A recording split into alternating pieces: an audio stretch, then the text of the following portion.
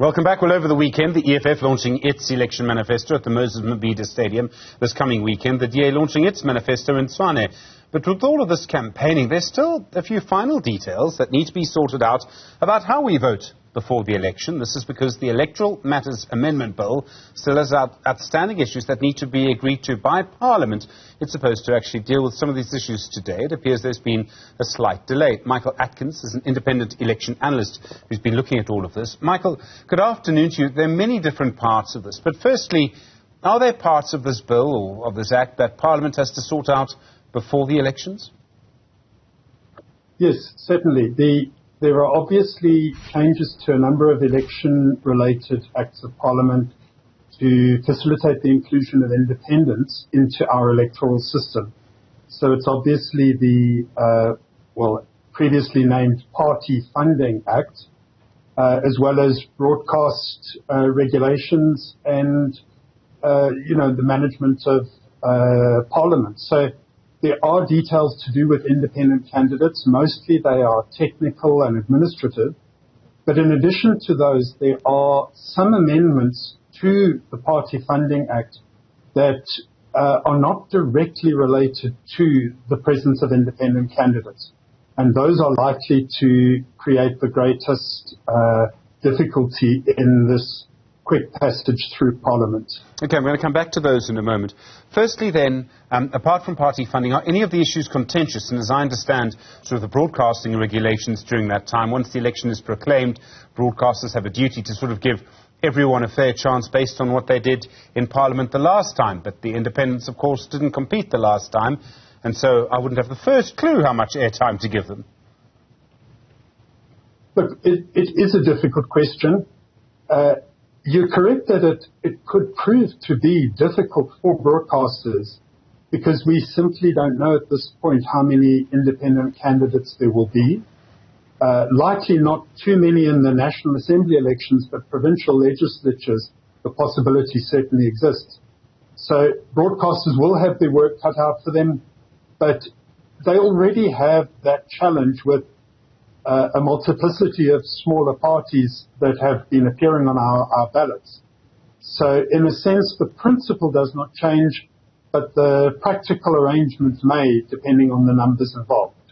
Okay, and then with the party funding issue, this also needs to be sorted out before the elections, right? Correct. It's obvious that independent candidates must be subject to the same donations limits, the same reporting thresholds for donations to their campaigns, and what they may do with those funds. However, there are as I mentioned, the additional items, the change in the allocation of funds to parties.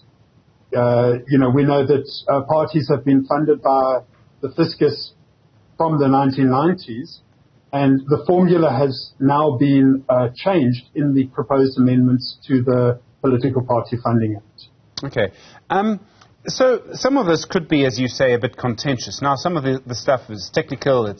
Everyone should be able to sort of shake hands and agree with it, and so that will get probably sorted out before the elections. What happens if there's a big fight around some of the contentious issues and those are not sorted out before the elections? And at this stage, despite the EFF having their election manifesto launched this last weekend, and the DA's one to come, we still don't know when the election will actually be. Look, it's potentially a thorny issue.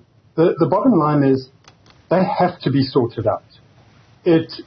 It would seem to be an impossibility that we could enter the election timetable, which follows the proclamation of the election date, without, for example, independent candidates having the right to be accommodated in broadcasts on the public broadcaster. So that's a clear-cut matter. So Parliament will have to do something.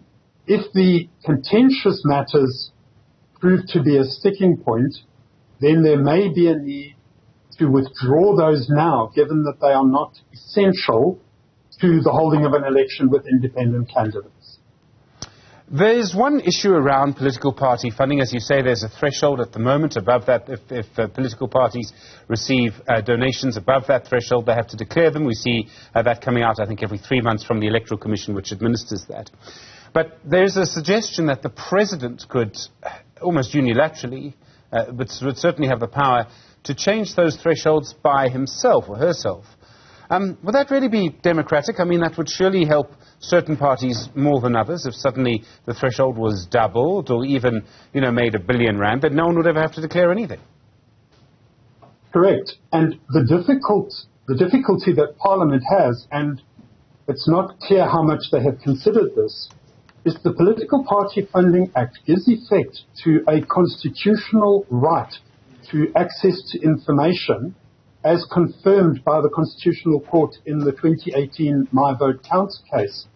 So if the hard limits on the disclosure thresholds are removed and left to the discretion of an office bearer, or to be honest, even to a parliamentary resolution, then the case would be made that the Political Party Funding Act would no longer comply with the constitutional requirement. In 2018, it was found that the prior legislation was not adequate in this regard, and following the passing of this act, it fulfilled the role that the court said was required. Do you believe, Parliament sort of delayed and delayed and delayed, and this all goes back to a series of court cases, the result of which came through, I think, in March 2020. Here we are in February 2024, and it's still not all resolved. Is there any reason to believe Parliament will make all of these deadlines, apart from the fact that it really has to? Well, it's clear that there is a definite intent to pass this legislation in the time.